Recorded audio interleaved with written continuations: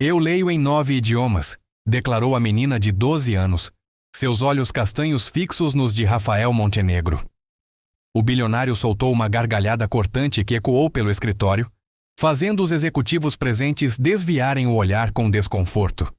Júlia, filha da zeladora, não recuou 1 centímetro. O que ela disse a seguir congelou o sorriso arrogante em seu rosto.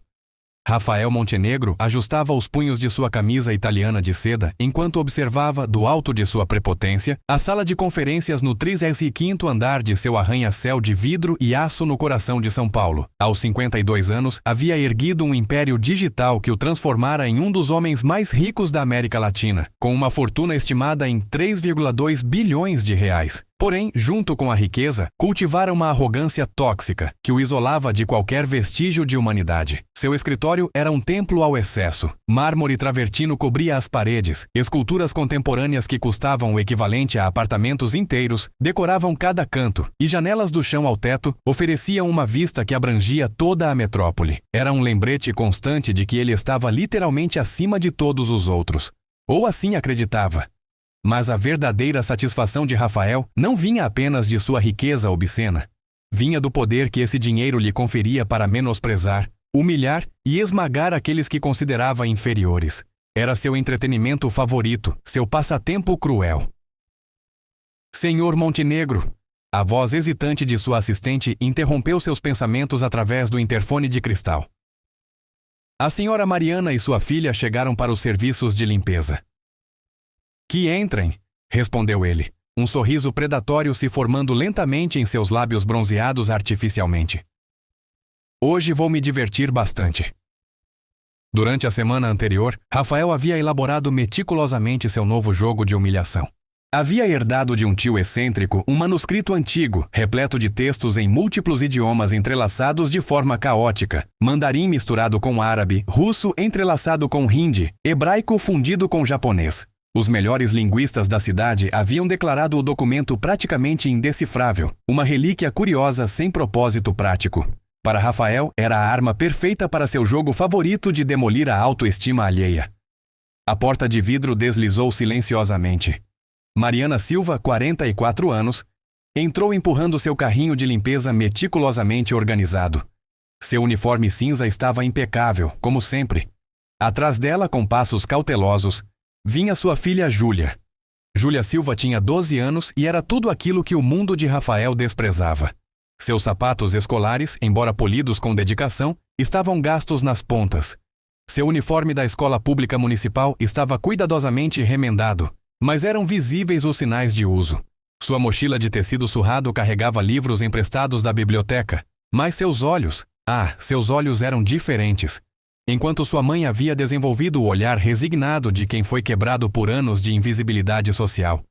Os olhos de Júlia ainda brilhavam com curiosidade intelectual e uma fagulha de indignação que não havia sido completamente apagada. Perdão, Dr. Montenegro, murmurou Mariana, cabeça baixa em submissão automática. Não sabia que o senhor estava em reunião. Minha filha está comigo hoje porque não tinha com quem deixá-la. Podemos voltar mais tarde. Não. Rafael levantou-se atrás de sua mesa de ônix polido, seus olhos brilhando com o prazer sádico de um caçador que avistou presa fácil. Fiquem. Isso vai ser absolutamente delicioso. Ele caminhou ao redor delas em círculos lentos, como um tubarão, saboreando o medo óbvio nos olhos de Mariana e a confusão crescente nos de Júlia. Mariana, conte para sua filhinha o que a mamãe faz aqui todos os dias, ordenou, sua voz pingando veneno e condescendência. Júlia já sabe, senhor. Eu cuido da limpeza dos escritórios, respondeu Mariana, voz quase inaudível, seus dedos apertando com força a alça do carrinho até os nós dos dedos ficarem brancos. Exatamente! Limpa a sujeira de pessoas importantes. Rafael aplaudiu sarcasticamente, cada batida de palma uma bofetada sonora. E me diga, Mariana, qual é sua escolaridade? O calor da humilhação subiu pelo pescoço de Mariana. Senhor, eu completei o ensino fundamental. Fundamental! Apenas fundamental! A gargalhada de Rafael ricocheteou pelas paredes de mármore. E aqui está sua filhinha, que provavelmente herdou a mesma capacidade intelectual limitada, digamos assim. Algo mudou nos olhos de Júlia naquele instante. Durante anos, ela havia observado outras crianças em sua escola, aquelas que vinham de bairros melhores, que tinham material escolar novo, cujos pais as buscavam em carros importados. Havia aceitado que sua família era diferente, que tinham menos recursos, mas nunca havia presenciado alguém destilando tal crueldade deliberada contra sua mãe, uma mulher que trabalhava 16 horas por dia para manter 3 filhos alimentados, vestidos e na escola. Na verdade, Rafael teve o que considerou uma ideia brilhante. Tenho algo perfeito para demonstrar um ponto importante. Júlia, venha aqui. Quero mostrar algo a você. Júlia olhou para sua mãe, que fez um gesto nervoso de aprovação. A menina atravessou o escritório com passos pequenos, mas firmes. Apesar de sua pouca idade e roupas simples, havia algo em sua postura que Rafael não havia percebido de imediato. Uma dignidade intrínseca que pobreza e circunstâncias não haviam conseguido destruir. Veja este documento. Rafael espalhou os papéis antigos sobre a mesa como se fossem lixo qualquer. Os 5 tradutores mais caros e qualificados da cidade não conseguiram decifrá-lo completamente.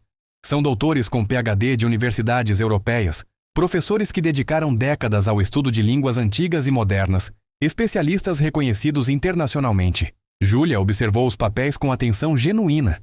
Seus olhos percorreram os caracteres estranhos, a mistura caótica de alfabetos e sistemas de escrita que pareciam dançar e se entrelaçar pela página.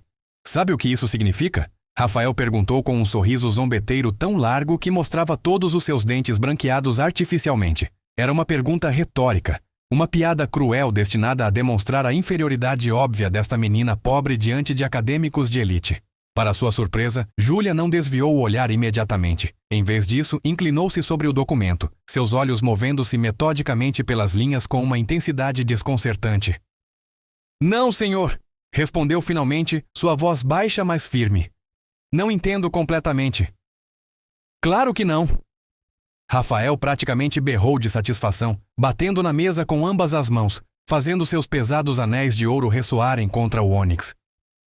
Uma menina de 12 anos de uma família de zeladora, enquanto doutores com 30 anos de experiência também fracassaram. Entende a ironia, Mariana?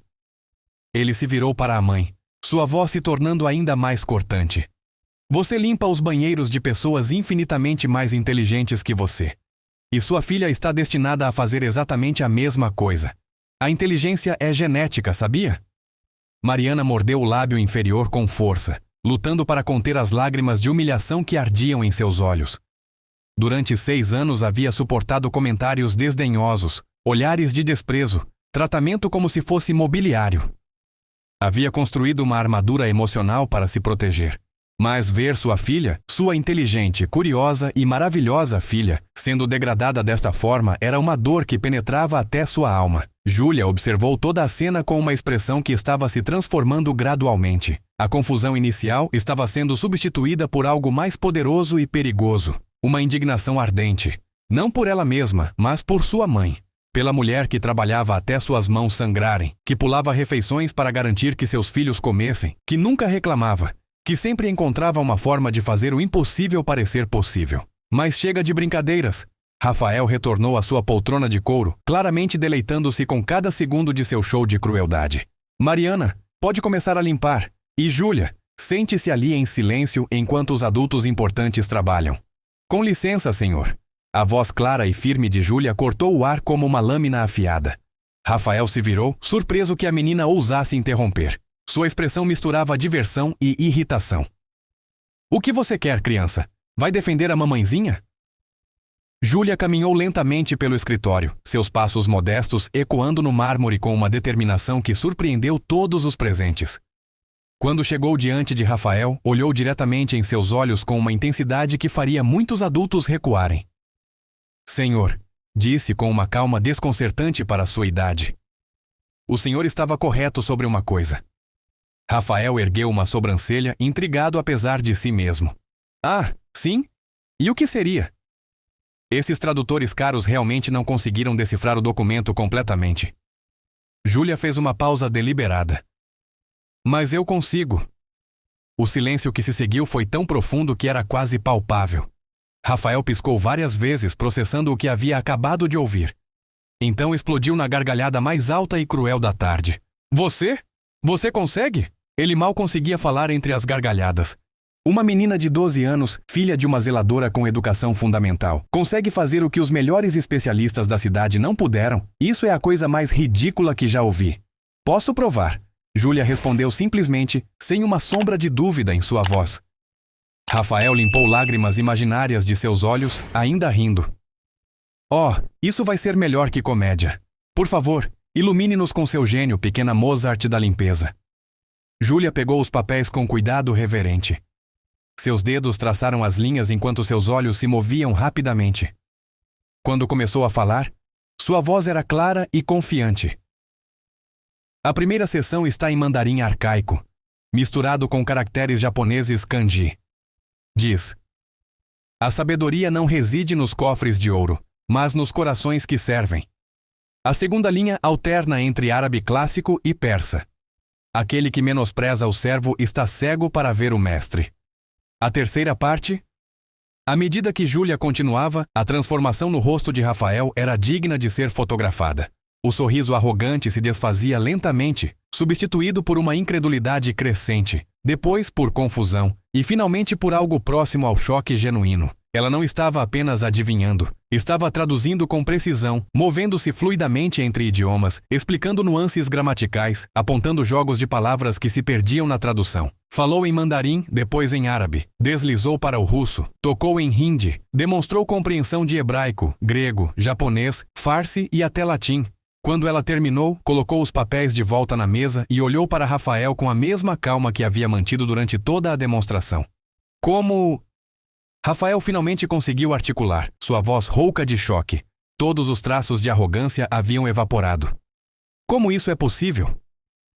Minha mãe trabalha 16 horas por dia para nos manter. Júlia explicou, sua voz carregada de um orgulho feroz. Mas sempre me disse que educação era a única coisa que ninguém poderia nos tirar.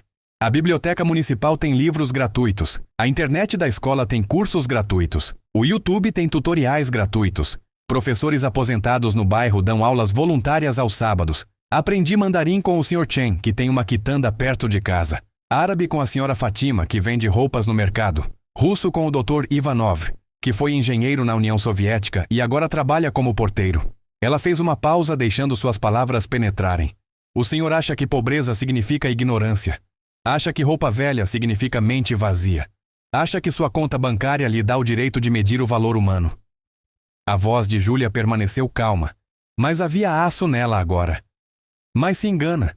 O senhor confunde credenciais com sabedoria, confunde riqueza com inteligência, confunde poder com superioridade. Rafael abriu a boca para responder, mas nenhum som saiu. Era como se, pela primeira vez em décadas, não tivesse palavras. Minha mãe pode limpar banheiros, senhor, mas ela tem uma dignidade que todo o seu dinheiro não conseguiu comprar. Ela ensinou 3 filhos a ler antes de entrarem na escola. Ela memoriza as histórias que contamos para poder discuti-las conosco. Ela pode não ter diploma universitário, mas tem uma sabedoria sobre bondade, sacrifício e amor que nenhuma universidade ensina. Júlia se virou para sua mãe, que estava com lágrimas escorrendo livremente pelo rosto, mas eram lágrimas de orgulho, não de vergonha. E quanto ao senhor Dr. Montenegro, Júlia voltou seu olhar para Rafael. O senhor fala 9 idiomas?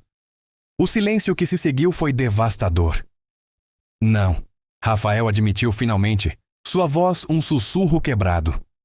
Eu falo apenas português e inglês intermediário. Então, por seus próprios critérios de superioridade baseados em capacidade intelectual, Júlia concluiu com lógica implacável. Eu sou mais inteligente que o senhor. Mas eu não vou humilhá-lo por isso. Sabe por quê? Porque minha mãe me ensinou que o verdadeiro caráter não se revela na forma como tratamos aqueles acima de nós, mas na forma como tratamos aqueles abaixo de nós. E pelo que vi hoje, o senhor falhou completamente nesse teste. Rafael afundou em sua cadeira, o peso das palavras de Júlia esmagando-o mais efetivamente que qualquer força física poderia. Olhou ao redor de seu escritório opulento, as obras de arte caríssimas, os móveis de designer, os símbolos de status que havia acumulado como armadura contra suas próprias inseguranças, e pela primeira vez em décadas sentiu vergonha verdadeira. Ele começou. Depois parou. O que poderia dizer? Como poderia responder a uma verdade tão devastadoramente articulada por alguém que ele havia presumido ser inferior? Júlia pegou sua mochila surrada. Venha, mãe. Podemos limpar depois que o Dr. Montenegro terminar sua reunião. Mas quando estavam prestes a sair, Rafael encontrou sua voz. Espere. Mãe e filha se viraram. Rafael se levantou lentamente e, pela primeira vez em muitos anos, algo próximo à humildade tocou sua expressão. Júlia, Você está correta. Sobre tudo. As palavras saíram com dificuldade, como se ele estivesse aprendendo um novo idioma. O idioma da humildade genuína. Passei décadas construindo um império, mas no processo, construí também muros que me isolaram de tudo o que realmente importa. Ele olhou para Mariana. Senhora Silva, peço sinceras desculpas pela forma como tratei a senhora hoje e por todas as vezes anteriores que a fiz sentir-se invisível ou inferior. Meu comportamento foi inexcusável. Mariana piscou, chocada. Em 6 anos trabalhando ali, Rafael Montenegro nunca havia pedido desculpas a ninguém, muito menos a uma funcionária de limpeza. E Júlia? Rafael continuou, voltando-se para a menina extraordinária que havia destruído sua arrogância com nada além de verdade e dignidade. Você me deu uma lição que nenhum consultor de negócios de os 10.000 toarrales por hora jamais conseguiu. Mostrou-me que tenho confundido sucesso com superioridade, riqueza com valor e privilégio com mérito. Ele fez uma pausa longa, processando suas próprias palavras. Mas reconhecer meus erros é apenas o primeiro passo. Preciso fazer melhor. Preciso ser melhor. Rafael olhou para os executivos que haviam testemunhado toda a cena, alguns claramente desconfortáveis com essa mudança dramática em seu comportamento. E vou começar agora.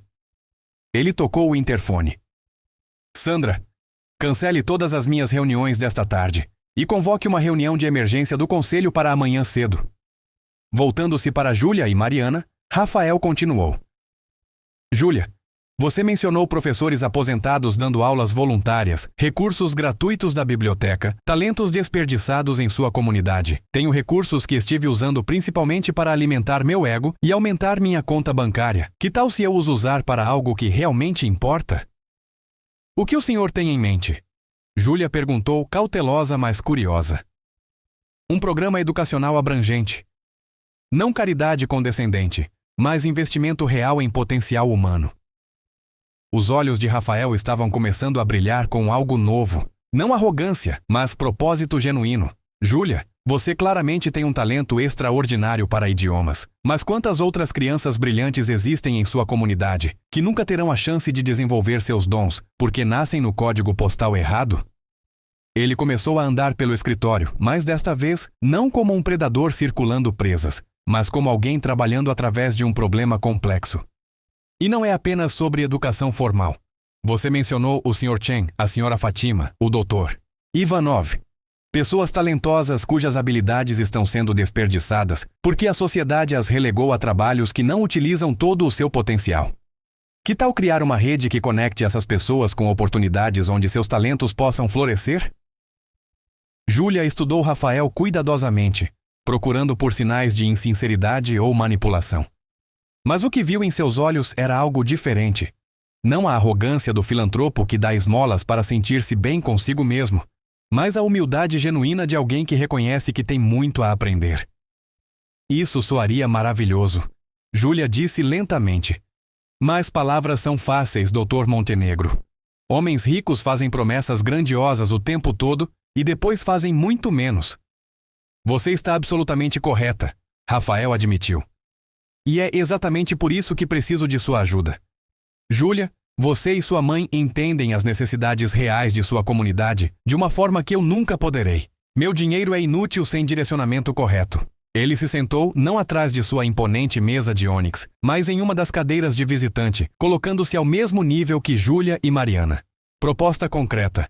Quero criar um fundo educacional de 50 milhões de reais para começar, mas não vou decidir como usá-lo sozinho.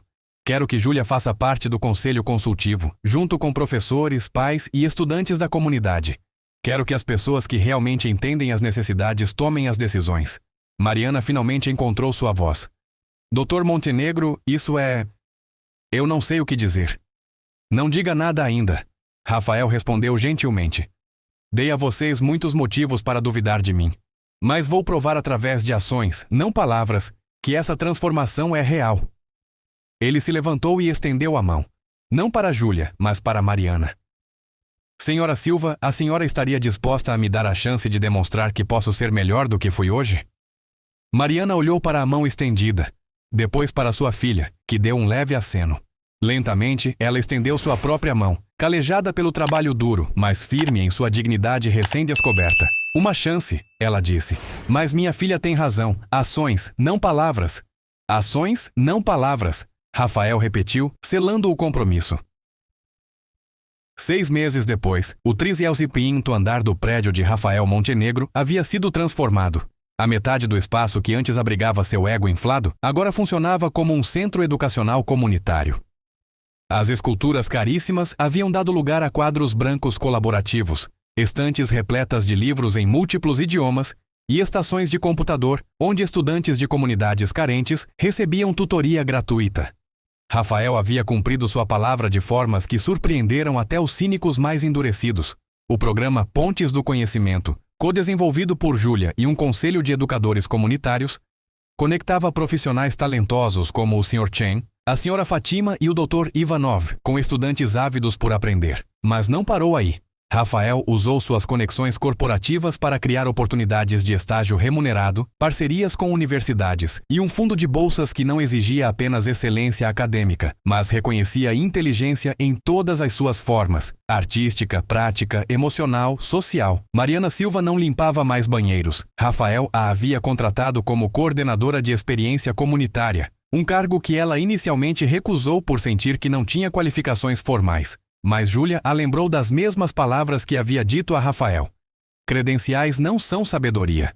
Mariana entendia as necessidades da comunidade de uma forma que nenhum administrador com MBA poderia igualar. Em uma tarde de sábado, Rafael estava ajudando a preparar a sala para uma oficina de idiomas quando Júlia chegou, agora com 13 anos e crescendo não apenas em altura, mas em confiança e presença. Doutor Montenegro, ela o cumprimentou com um sorriso. Ela ainda o chamava de Doutor Montenegro. Um lembrete sutil, mas deliberado de que respeito não significava familiaridade não ganha. Júlia, ele respondeu calorosamente. Pronta para a oficina de mandarim? Na verdade, vim falar com o senhor sobre algo diferente. Ela colocou sua mochila, nova, presente de sua mãe com o primeiro salário real que havia recebido, e tirou uma pasta. Tenho uma proposta. Rafael parou o que estava fazendo e deu a ela toda a sua atenção. Nos últimos 6 meses, havia aprendido que quando Júlia tinha uma proposta, valia a pena ouvir. Lembra-se daquele documento que o senhor usou para tentar me humilhar? Júlia perguntou diretamente sem rodeios. Rafael sentiu a familiar pontada de vergonha. Lembro. Terminei a tradução completa. Levou meses, pesquisa em bibliotecas universitárias, consultas com especialistas online, mas consegui. Ela abriu a pasta. E há algo que o senhor precisa saber sobre esse documento. Ela entregou as páginas traduzidas. Rafael começou a ler, e seus olhos se arregalaram progressivamente. O documento era uma antiga carta de um mercador do século XVI que havia viajado pela Rota da Seda. Mas não era apenas um relato de viagem. Era uma reflexão filosófica profunda sobre a experiência de deixar sua terra natal rica e arrogante, encontrar humildade através de encontros com culturas que desprezava e retornar transformado, não mais rico em ouro, mas rico em sabedoria sobre dignidade humana e interconexão. É sobre mim, Rafael murmurou, as palavras finalmente clicando, ou pelo menos sobre quem eu era. O universo tem senso de humor estranho. Júlia observou com um pequeno sorriso. O senhor tinha o mapa de sua própria jornada de transformação bem debaixo do nariz, mas não conseguia lê-lo. Precisava de alguém inferior para traduzir não apenas as palavras, mas a lição. Rafael colocou os papéis de lado e olhou para Júlia. Realmente a olhou. Não como havia feito meses atrás, com desdém e condescendência, mas com respeito genuíno e gratidão profunda. Júlia, nos últimos 6 meses, você me ensinou mais sobre liderança, propósito e valor humano do que aprendi em 50 anos de vida. E não foi através de sermões ou palestras, mas através de exemplo consistente de integridade e visão. Ele fez uma pausa, escolhendo suas palavras cuidadosamente. Você tem 13 anos e já demonstra mais sabedoria que a maioria dos CEOs que conheço. Então, vou fazer algo que nunca fiz antes. Vou seguir a liderança de alguém mais jovem e menos credencialado que eu. Ele sorriu. Qual é a sua proposta? Júlia se sentou, sua postura demonstrando a mistura única de humildade e confiança que a definia. O programa Pontes do Conhecimento está tendo sucesso além de nossas expectativas, mas está limitado a São Paulo. Há comunidades em todo o Brasil, em favelas urbanas, vilas rurais, assentamentos indígenas, repletas de talentos invisíveis esperando por oportunidades. Ela puxou mais documentos da pasta. Um plano de negócios meticulosamente pesquisado e estruturado, demonstrando meses de trabalho. Proposta: expandir o programa nacionalmente. Não através de uma abordagem de cima para baixo, onde impomos nossas ideias, mas através de um modelo replicável, onde cada comunidade desenvolve seu próprio centro, adaptado às suas necessidades específicas. Estimamos que com 200 milhões de reais em 5 anos, poderíamos impactar diretamente 50 mil estudantes e indiretamente centenas de milhares através de efeitos multiplicadores. Rafael examinou o plano de negócios. Estava melhor pesquisado e estruturado que propostas de consultores pelos quais havia pagado fortunas. Júlia, isso é extraordinário, ele disse honestamente. Mas 200 milhões é um investimento substancial. Meu conselho vai questionar o retorno sobre o investimento. Então, vamos dar a eles números. Júlia respondeu sem hesitar. Cada real investido em educação de qualidade gera entre 7 e 15 halos em retorno econômico, através de aumento de produtividade, redução de criminalidade, melhor saúde pública e inovação. Mas além dos números, há algo que nenhuma planilha pode capturar: o custo humano de talentos desperdiçados. Ela se inclinou para a frente, seus olhos intensos. Quantos potenciais cientistas estão trabalhando em lavouras? Quantos potenciais engenheiros estão em fábricas? Quantos potenciais professores, médicos, artistas, empreendedores nunca terão a chance de desenvolver seus dons porque nasceram no código postal errado? O Brasil não pode se dar ao luxo de desperdiçar seus cérebros mais brilhantes. Rafael ouviu em silêncio, e quando Júlia terminou, ele fez algo surpreendente. Bateu palmas, não sarcasticamente como havia feito meses atrás, mas com admiração genuína. Vendido, ele disse simplesmente. Vou apresentar sua proposta ao conselho na segunda-feira. E Júlia, quero que você esteja presente para apresentá-la pessoalmente. Os olhos de Júlia se arregalaram. Eu? Diante do seu conselho de diretores? Por que não? Você criou a proposta, pesquisou os dados, articulou a visão. Além disso, ele adicionou com um sorriso. Já demonstrou que pode manter seu terreno diante de executivos arrogantes. Meu conselho vai ser moleza comparado. Júlia sorriu, mas então sua expressão ficou séria. Dr. Montenegro, preciso saber algo, e preciso de honestidade completa. Sempre, Rafael prometeu. Por que o senhor está fazendo tudo isso? Sei que fui dura com o senhor naquele dia, que o humilhei publicamente. Muitas pessoas ricas teriam me odiado por isso, me visto como uma ameaça para ser silenciada. Mas o senhor transformou isso em mudança real. Por quê? Rafael se levantou e caminhou até a janela, olhando a cidade que se estendia abaixo. Quando falou, sua voz carregava um peso de reflexão profunda. Júlia, você não me humilhou naquele dia. Você me libertou. Ele se virou para encará-la. Por décadas, vivi numa prisão de minha própria construção. Uma prisão feita de arrogância, insegurança disfarçada de superioridade e medo profundo de que, sem minha riqueza e títulos, eu não seria nada. Ele retornou à cadeira sentando-se novamente ao nível dela. Mas você mostrou que eu estava medindo sucesso com as métricas erradas. Pensei que minha conta bancária definia meu valor. Pensei que rebaixar outros me elevava.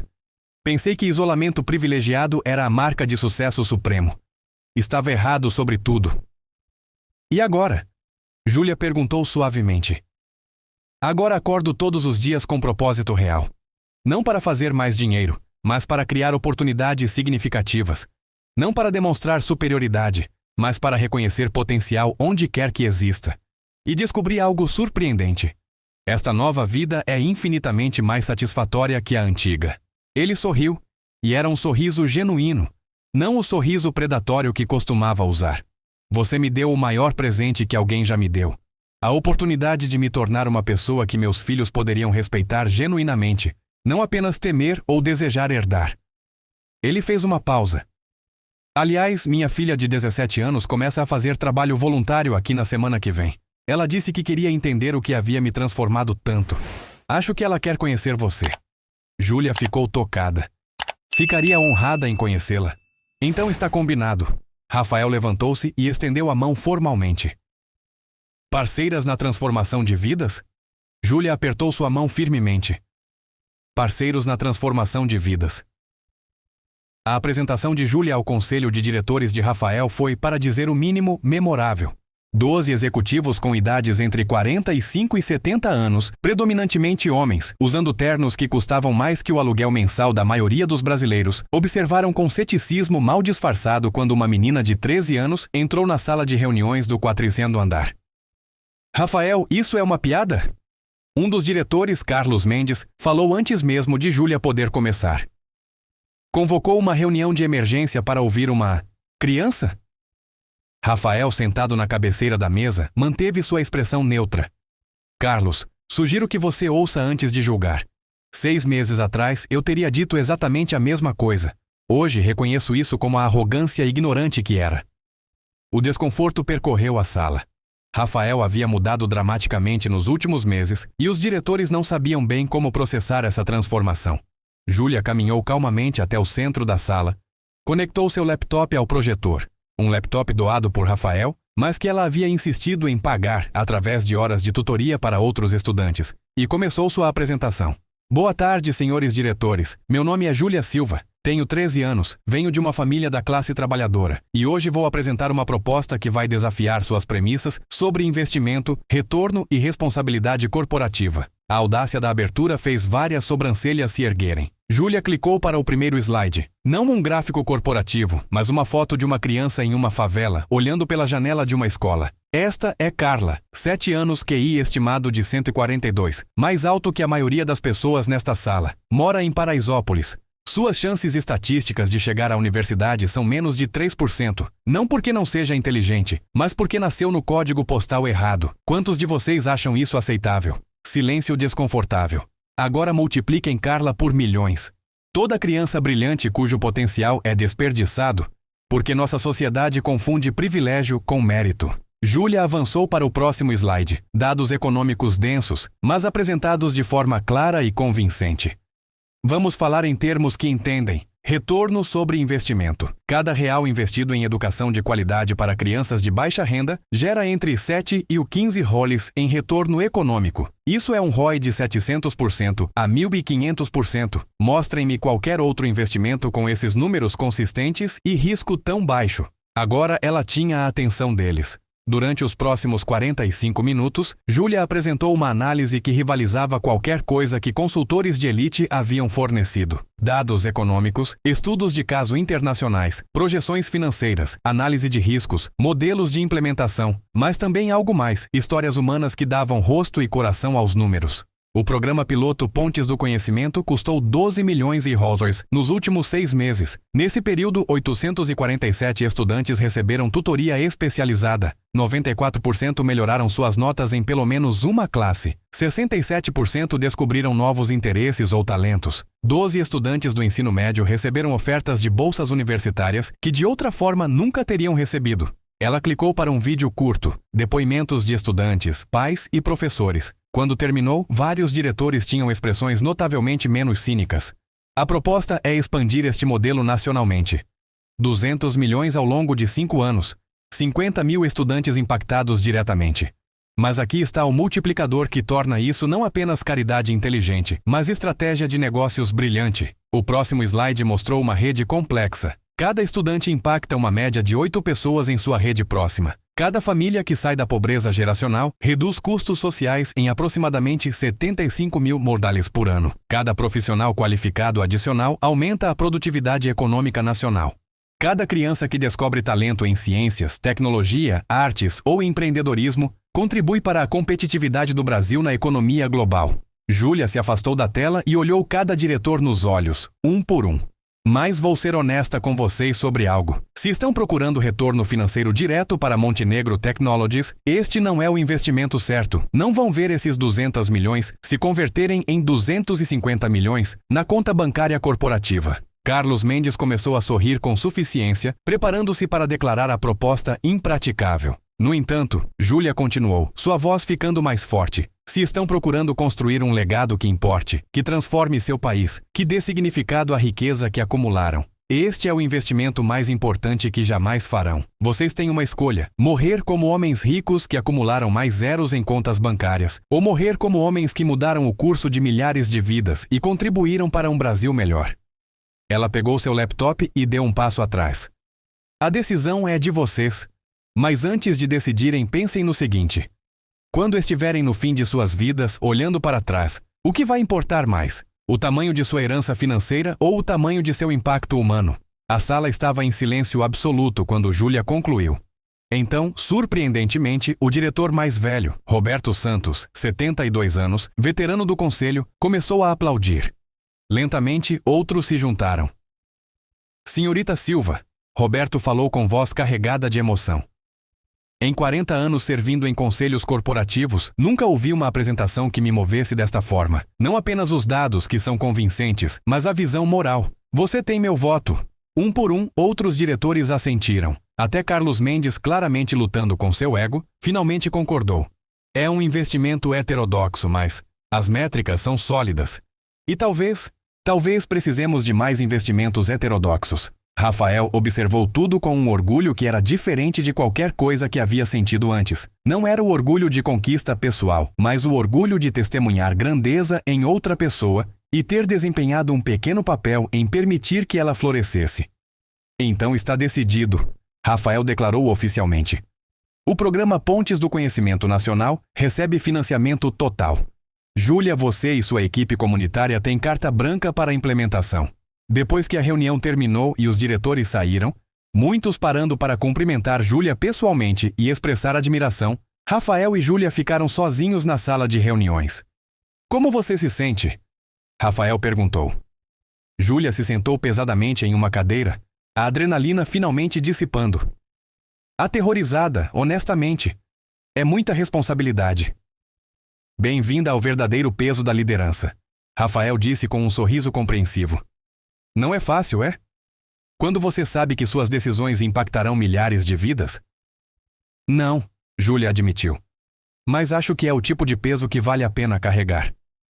Rafael se sentou ao lado dela. Júlia, quero que você saiba algo.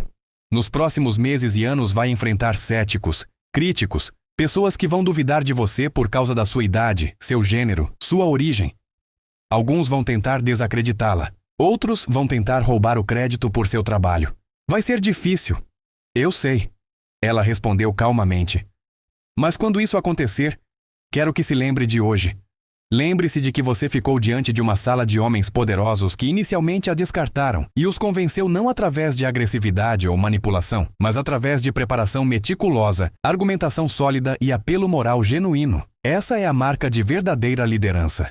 Júlia sorriu. Obrigada, Dr. Montenegro, por tudo, por mudar, por acreditar, por investir. Não, Rafael corrigiu gentilmente. Obrigado a você por ter a coragem de me mostrar um espelho honesto, mesmo quando era arriscado, mesmo quando eu poderia ter reagido com raiva e vingança. Você apostou na possibilidade de que até pessoas profundamente falhas podem mudar. E tinha razão. 18 meses depois do confronto inicial, o programa Pontes do Conhecimento Nacional estava operando em 12 cidades em 7 estados. Mais de 8.000 estudantes haviam sido impactados diretamente. Centenas de profissionais talentosos como o Sr. Chen, a Sra. Fatima e o Dr. Ivanov haviam encontrado novos propósitos compartilhando suas habilidades. Dezenas de estudantes do ensino médio haviam recebido bolsas universitárias completas. Mas mais importante que os números era a mudança cultural que estava começando a se espalhar. Empresas começaram a implementar programas similares. Universidades começaram a reconsiderar seus critérios de admissão para valorizar talento, não apenas privilégio. Políticos começaram a discutir educação equitativa como prioridade econômica, não apenas imperativo moral. Rafael Montenegro não era mais conhecido apenas como um bilionário arrogante. Era agora também reconhecido como um líder em filantropia transformacional. Mas quando perguntavam sobre sua motivação em entrevistas, sempre contava a mesma história, sobre uma menina de 12 anos que havia tido a coragem de dizer a verdade ao poder. Em uma noite quente de março, Rafael estava no centro educacional do 35º andar. ajudando a preparar uma celebração para os graduados do primeiro ciclo completo do programa. Júlia estava lá também, agora com quase 15 anos, ajudando a pendurar banners. Júlia, Rafael a chamou suavemente. Posso fazer uma pergunta? Claro. Naquele dia, quando você ficou diante de mim no meu escritório, não tinha medo? Eu era um homem poderoso, conhecido por destruir pessoas que me desafiavam. Sua mãe trabalhava para mim. Eu poderia ter as demitido a ambas imediatamente. Júlia considerou a pergunta cuidadosamente antes de responder. Claro que eu tinha medo, ela admitiu. Mas vi minha mãe, uma mulher que trabalha mais que qualquer um que conheço, sendo tratada como se não fosse nada. E percebi que o medo de ficar em silêncio era maior que o medo de falar. Ela desceu da escada que estava usando e olhou Rafael diretamente. Além disso, lembra-se daquele documento que o senhor me mostrou? Eu o li realmente. E havia uma linha que ficou comigo. O verdadeiro coragem não é a ausência de medo, mas a ação apesar do medo quando a justiça exige. Então sim, eu estava aterrorizada. Mas estava mais aterrorizada com a ideia de me tornar alguém que assistiria à injustiça e não faria nada. Rafael sentiu o familiar aperto na garganta. Mesmo após 18 meses, certas conversas com Júlia ainda o moviam profundamente. Você tem 15 anos, ele observou. E mais sabedoria que a maioria das pessoas acumula em uma vida inteira. Não é sabedoria, Dr. Montenegro, Júlia corrigiu gentilmente. É só escolher ver as pessoas pelo que realmente são. Não pelo que nossas sociedades nos dizem que valem. Minha mãe me ensinou isso. Ela nunca me deixou confundir riqueza com valor humano.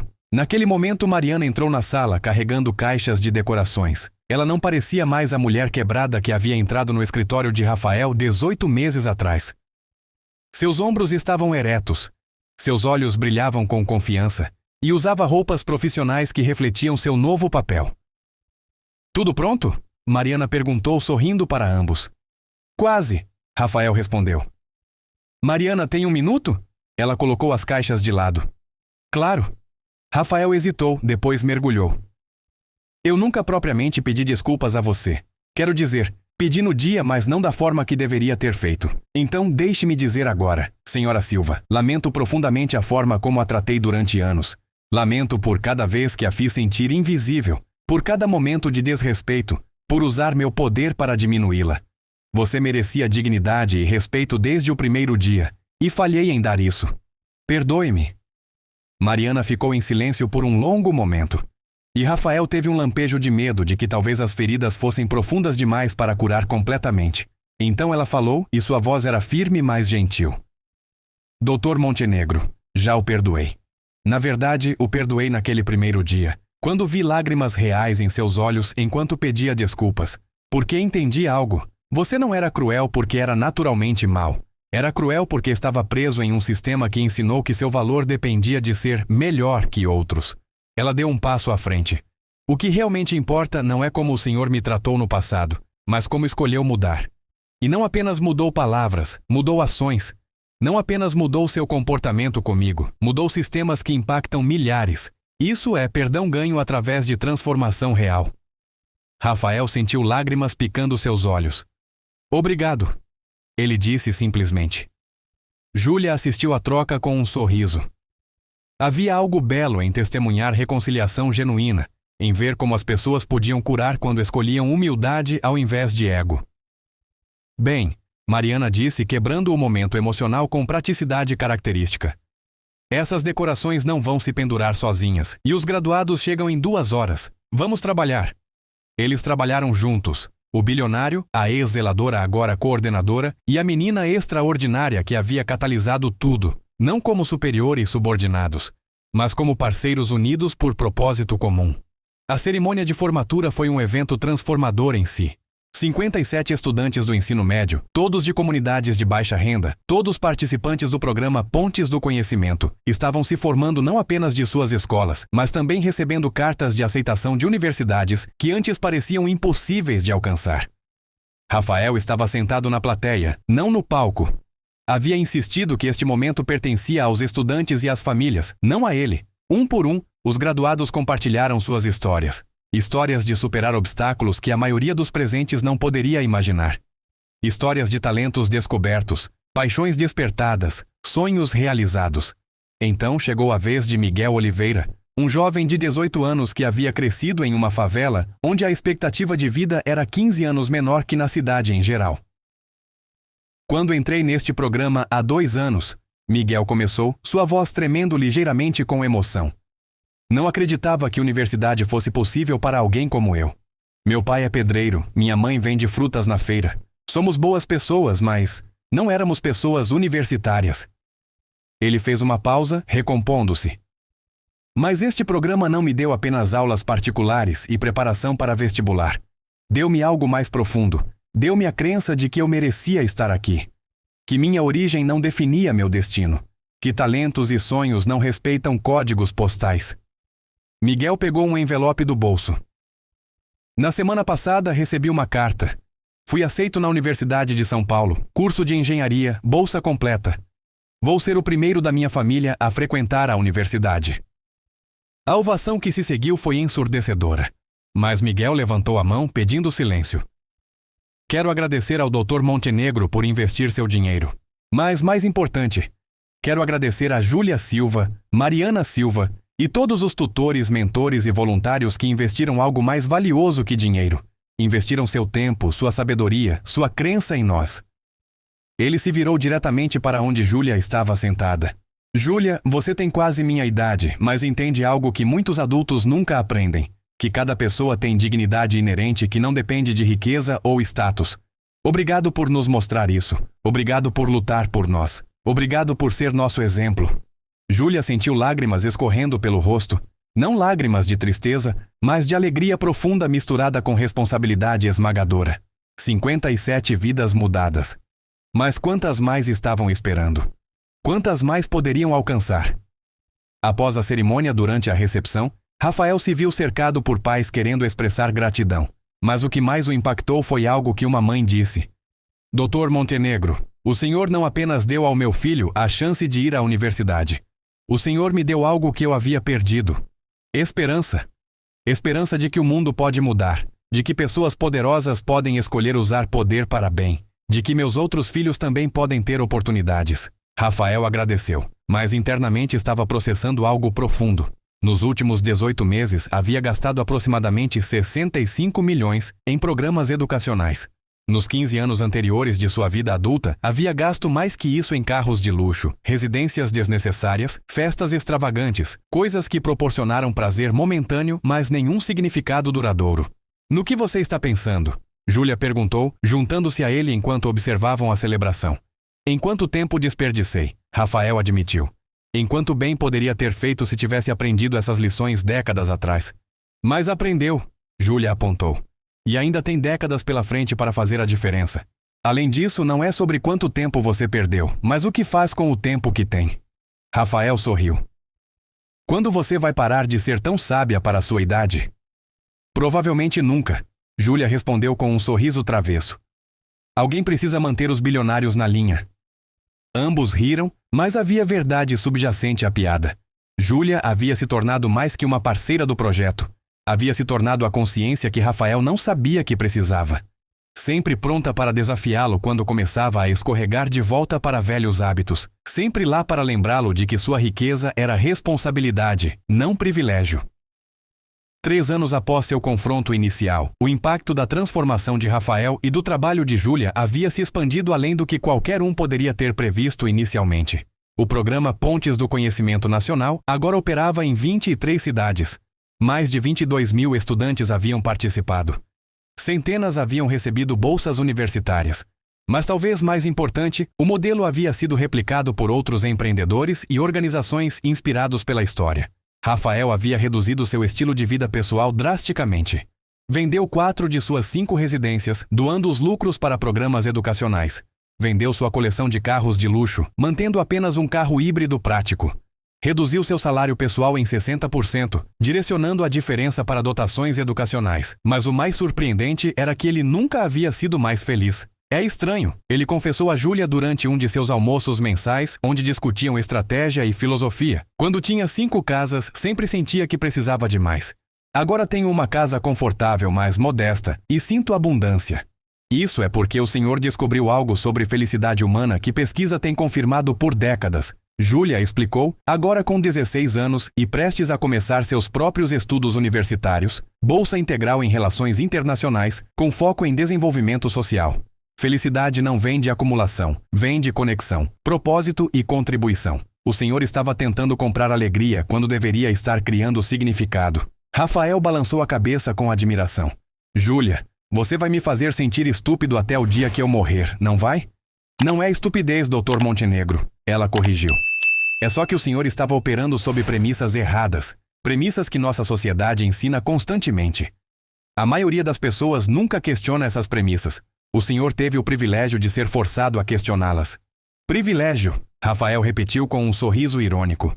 Apenas você poderia chamar de privilégio ser humilhado por uma menina de 12 anos. Mas foi. Júlia insistiu, completamente séria agora. Quantas pessoas chegam ao fim de suas vidas sem nunca terem seu mundo-ovil fundamental desafiado? Morrem pensando que a acumulação era o objetivo, que superioridade era algo a ser buscado, que seu valor dependia de quanto estavam acima de outros. O senhor teve a oportunidade de escapar dessa prisão. Como isso não é privilégio? Rafael ficou em silêncio por um longo momento, depois levantou seu copo d'água em um brinde. Ao privilégio de ser humilhado por alguém que te vê mais claramente do que você se vê, ele disse com um sorriso genuíno. Júlia bateu seu copo contra o dele. E ao privilégio de testemunhar transformação genuína e ser lembrada de que pessoas podem mudar, não importa quão perdidas estejam inicialmente. 5 anos após seu primeiro encontro, Rafael Montenegro estava no palco principal de uma conferência internacional de líderes empresariais em Genebra, Suíça. Havia sido convidado para falar sobre seu modelo de filantropia transformacional que estava ganhando reconhecimento global. Mas em vez de começar com dados ou conquistas, começou com uma história. Há 5 anos, ele disse ao auditório repleto de CEOs, empreendedores e líderes de pensamento de 40 países, eu era um dos homens mais pobres do Brasil, embora tivesse bilhões no banco. Isso captou a atenção de todos imediatamente. Era pobre em espírito, pobre em propósito, pobre em conexões humanas significativas. Havia construído uma fortaleza de riqueza ao meu redor, mas era uma prisão de isolamento e arrogância. Ele clicou para um slide. Não uma foto glamourosa de sucesso corporativo, mas a foto de uma menina de 12 anos com uniforme escolar simples e mochila surrada. Esta é Júlia Silva. Quando a conheci, ela tinha 12 anos e era filha da zeladora que trabalhava no meu prédio. Eu a usei como ferramenta em um jogo cruel de humilhação, tentando demonstrar sua inferioridade e, portanto, minha superioridade. Rafael fez uma pausa, deixando o desconforto da confissão preencher a sala. Mas Júlia fez algo que ninguém em minha vida adulta havia feito. Ela me mostrou um espelho honesto. Demonstrou que eu havia confundido sucesso financeiro com superioridade humana, que estava desperdiçando oportunidades de conhecer pessoas extraordinárias por preconceito estúpido e que estava usando meu privilégio para separar em vez de conectar. Ele avançou para o próximo slide, um diagrama mostrando o crescimento do programa Pontes do Conhecimento. Mas Júlia não apenas me humilhou, embora eu certamente merecesse. Ela me ofereceu algo mais valioso: redenção. E nos últimos 5 anos, tive o privilégio de aprender com ela e uma comunidade extraordinária de educadores, estudantes e famílias trabalhadoras sobre o que significa realmente contribuir à sociedade. Durante a próxima hora, Rafael compartilhou não apenas os números impressionantes do impacto do programa, mais de 35 mil estudantes alcançados, centenas na universidade, efeitos multiplicadores tocando dezenas de milhares de vidas, mas também as lições filosóficas e pessoais sobre liderança, propósito e responsabilidade social que havia aprendido. O modelo de negócios tradicional diz: maximize lucros, beneficie acionistas, que riqueza eventual pingue para baixo, ele explicou. Mas esse modelo está falhando globalmente. Estamos vendo desigualdade crescente, talentos desperdiçados em escala massiva e um desespero crescente entre aqueles deixados para trás. Ele se afastou do pódio, tornando a apresentação mais conversacional e menos formal. Proponho um modelo diferente.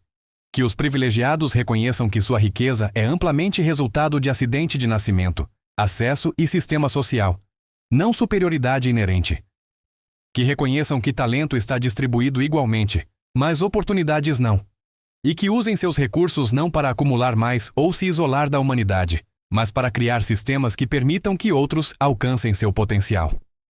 A apresentação foi recebida com uma standing ovation.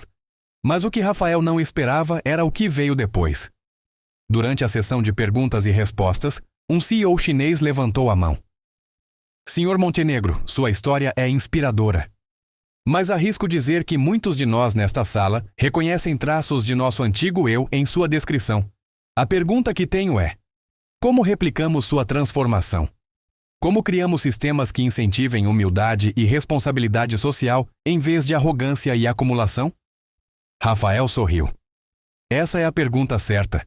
E tenho a pessoa perfeita para responder. Com licença. Ele se virou para o lado do palco. Júlia, pode vir aqui?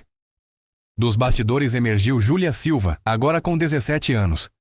Ela havia acabado de ser aceita em um programa conjunto entre MIT e universidades brasileiras, focado em política social e tecnologia. Estava usando um terno profissional simples, mas carregava-se com a mesma dignidade tranquila que havia demonstrado desde criança. A audiência ficou visivelmente surpresa quando perceberam que a menina da foto, agora uma jovem mulher, estava na conferência. Senhoras e senhores, Rafael fez a introdução formal. Júlia Silva, cofundadora do programa Pontes do Conhecimento e a pessoa que literalmente mudou o curso da minha vida. Júlia se aproximou do microfone com confiança, mas sem arrogância. Obrigada, Dr. Montenegro. E obrigada pela pergunta, senhor. Ela se dirigiu ao CEO chinês. A resposta sobre como replicar transformação pessoal e estrutural é simples na teoria, mas difícil na execução. Requer confrontar verdades desconfortáveis sobre privilégio, poder e propósito. Ela caminhou pelo palco e Rafael ficou maravilhado, como sempre, com sua presença natural. Todos vocês nesta sala têm recursos extraordinários, Júlia continuou. A questão não é se vocês podem fazer a diferença. Obviamente podem. A questão é, vocês terão a coragem de fazer as escolhas difíceis necessárias para criar mudança real? Ela fez uma pausa, deixando a pergunta permear. Isso significa reconhecer que seus privilégios não são apenas resultado de mérito pessoal, mas também de sistemas que favorecem alguns sobre outros. Significa usar poder para elevar, não para dominar. Significa medir sucesso não por quanto vocês acumulam, mas por quanto criam oportunidades para outros. E significa estar disposto a ouvir vozes que são diferentes das suas, especialmente vozes de pessoas que foram marginalizadas e excluídas. Júlia voltou-se para o CEO que havia feito a pergunta original. O Dr. Montenegro mudou não porque leu um livro de autoajuda ou assistiu a uma palestra inspiradora. Mudou porque foi confrontado com uma verdade inegável sobre o dano que sua arrogância estava causando. E então fez a escolha corajosa de realmente mudar, não apenas palavras, mas ações e sistemas. Essa coragem é o que todos vocês precisam, se querem criar transformação real. A resposta foi silêncio atordoado, seguido de aplausos que foram ainda mais fortes que os que Rafael havia recebido. Durante o resto da conferência, Júlia tornou-se a pessoa mais procurada para conversas. CEOs, empreendedores e líderes fizeram fila para falar com ela, fazer perguntas, obter sua perspectiva. Naquela noite, durante o jantar de gala, Rafael observou Júlia conversando fluentemente em mandarim com executivos chineses, depois mudando perfeitamente para francês com líderes da África Ocidental, depois árabe com empresários do Golfo Pérsico. Ela é notável, não é? Uma voz ao seu lado comentou. Era o CEO chinês que havia feito a pergunta inicial.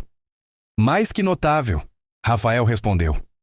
Ela é transformacional. E o mais incrível é que ela nem percebe completamente o impacto que tem. Ela me lembrou algo que havia esquecido, o CEO admitiu.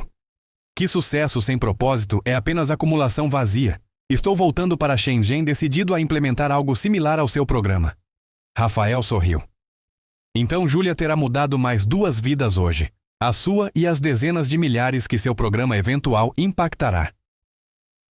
7 anos após seu primeiro encontro, em um dia chuvoso de abril, Rafael Montenegro recebeu notícias que mudariam sua perspectiva mais uma vez. Ele havia sido diagnosticado com câncer pancreático. Estágio 3. Prognóstico: 18 meses a 2 anos com tratamento agressivo. A notícia poderia ter devastado o antigo Rafael, o homem que acreditava que riqueza poderia comprar até imortalidade. Mas o Rafael transformado dos últimos 7 anos reagiu diferentemente. Ligou para Júlia, agora com 19 anos e no 2º ano de seu programa universitário conjunto, fazendo trabalho de campo em políticas educacionais em comunidades rurais do Nordeste.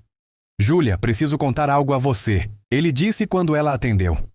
Claro, Dr. Montenegro, estou ouvindo. Ele contou sobre o diagnóstico e ouviu sua respiração prender do outro lado da linha. Quando o senhor volta a São Paulo? Ela perguntou, voz cheia de preocupação.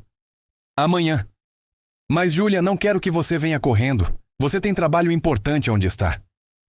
Doutor Montenegro, ela disse firmemente. Nada é mais importante que estar lá para pessoas que importam. Estarei em São Paulo até amanhã à noite. Quando Júlia chegou ao apartamento de Rafael, ele havia se mudado de seu penthouse extravagante para um apartamento confortável, mas modesto anos atrás. Encontrou-o sentado junto à janela, olhando a cidade que agora representava tanto seu passado vergonhoso quanto seu presente redentor. Como você está realmente? Ela perguntou sentando-se ao lado dele. Assustado, Rafael admitiu honestamente. Mas também em paz. Estranhamente. O antigo Rafael teria entrado em pânico, teria tentado comprar sua saída, teria ficado furioso com a injustiça. Mas agora olho para os últimos 7 anos e vejo que, embora não tenha vivido uma vida longa como esperava, vivi uma vida significativa, graças a você. Não graças a mim, Júlia corrigiu gentilmente. Graças à sua escolha de mudar. Eu apenas mostrei o espelho. Você fez o trabalho duro de transformação real. Eles ficaram em silêncio por um momento. O som da chuva contra a janela preenchendo o espaço. Júlia, preciso fazer algo, Rafael disse finalmente. Preciso ter certeza de que o trabalho que começamos continuará. Nos meses seguintes, enquanto Rafael passava por tratamento quimioterápico e lutava contra a doença que estava consumindo seu corpo, ele trabalhou incansavelmente para garantir que seu legado perdurasse. Reestruturou completamente sua vontade, deixando a maior parte de sua fortuna remanescente, aproximadamente 1,8 bilhão, para a Fundação Júlia Silva para a Dignidade Humana. Ele havia insistido em nomeá-la assim, apesar das objeções de Júlia. Mas, mais importante que o dinheiro, ele passava tempo documentando lições aprendidas, gravando vídeos para futuros líderes do programa, escrevendo cartas para estudantes que ele conhecera ao longo dos anos. Quero que eles saibam, ele explicou a Júlia durante uma de suas visitas semanais, que mudança é possível. Que não importa quão perdido você esteja, quão arrogante, quão isolado, sempre há um caminho de volta para a humanidade. Mas requer coragem, requer vontade de ouvir verdades duras, e requer ação, não apenas palavras. Júlia gravava essas conversas, sabendo que as palavras de Rafael, vindas de alguém que havia realmente vivido a transformação, carregavam peso que nenhum livro acadêmico poderia igualar. 14 meses após o diagnóstico, em uma tarde tranquila de junho, Rafael chamou Júlia para uma última conversa. Seu corpo havia enfraquecido significativamente, mas seus olhos ainda mantinham aquela clareza que havia desenvolvido através de anos de autorreflexão. Júlia, quero agradecer. Ele começou. Voz fraca, mas firme. Não há necessidade. Ela protestou, lágrimas já começando a se formar. Sim, ele insistiu. Você salvou minha vida, Júlia. Não no sentido físico. Claramente não posso ser salvo disso. Mas salvou minha alma. Deu-me a oportunidade de viver com propósito, de fazer reparações por danos causados, de contribuir em vez de apenas consumir. Ele pegou a mão dela com seus dedos enfraquecidos. Quando eu morrer, o que será em breve, vou morrer feliz. Não porque tive uma vida longa, não porque fiquei rico, mas porque nos últimos 7 anos vivi de verdade, amei de verdade, importei de verdade, e isso é tudo graças à coragem de uma menina de 12 anos que ousou dizer a verdade ao poder. Doutor Montenegro, Júlia disse, lágrimas escorrendo livremente agora. O Senhor se tornou como um pai para mim. Ensinou-me que pessoas podem mudar, que redenção é possível, que nunca é tarde demais para ser melhor. E você me ensinou, Rafael respondeu com um sorriso fraco, que o verdadeiro poder não vem de dominar outros, mas de elevar outros. Que riqueza sem propósito é pobreza, e propósito sem arrogância é riqueza verdadeira. Ele fechou os olhos cansado, mas em paz. Continue o trabalho, Júlia. Toque milhões de vidas como tocou a minha. E quando encontrar outros como eu, pessoas perdidas em arrogância e privilégio, tenha a coragem de mostrar a eles o espelho. Alguns vão odiar você por isso, mas alguns, como eu, vão agradecer pelo resto de suas vidas. Rafael Montenegro morreu 3 semanas depois, rodeado por pessoas que o amavam genuinamente, não por seu dinheiro, mas por quem ele havia se tornado. Epílogo. 10 anos depois. Júlia Silva, agora com 29 anos, estava no mesmo edifício onde tudo havia começado 15 anos atrás. Mas o 35º andar estava completamente irreconhecível. Onde uma vez havia sido um templo a arrogância de um homem, agora havia um centro educacional vibrante operando 24 horas por dia. Centenas de estudantes de todas as idades passavam pelas portas diariamente. Tutores de dúzias de países compartilhavam conhecimento em dúzias de idiomas. O programa Pontes do Conhecimento Nacional agora operava em todos os 26 estados brasileiros, mais o Distrito Federal. Mais de 150 mil estudantes haviam participado diretamente. Milhares haviam ido para universidades. Centenas haviam lançado seus próprios projetos sociais. O modelo havia sido replicado em 12 países. Mas talvez mais significativo que os números era a mudança cultural que havia ocorrido. Toda uma geração de jovens líderes brasileiros havia crescido com uma filosofia diferente, que sucesso era medido não por quanto você acumulava, mas por quanto criava oportunidades para outros.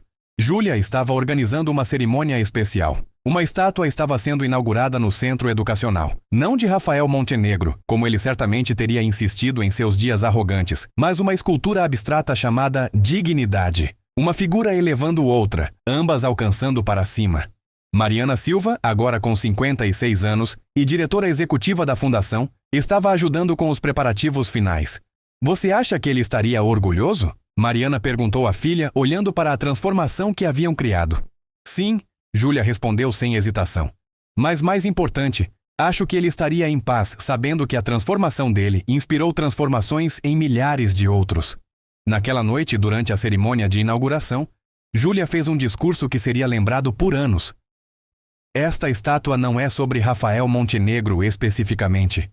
Ela começou, dirigindo-se a uma multidão de centenas, estudantes, professores, líderes comunitários, executivos corporativos, políticos. É sobre o potencial de transformação que existe em cada um de nós. Ela caminhou ao redor da escultura enquanto falava. Rafael Montenegro era, em muitas formas, um homem terrível, cruel, arrogante, destrutivo. Usava poder para diminuir, privilégio para separar, riqueza para criar hierarquias de valor humano. Se a história dele tivesse terminado lá, seria apenas mais uma história trágica de potencial humano desperdiçado. Júlia fez uma pausa, deixando o peso daquelas palavras pousar. Mas sua história não terminou lá. Porque quando confrontado com verdade honesta sobre o dano que estava causando, ele fez algo extraordinariamente difícil. Ele mudou.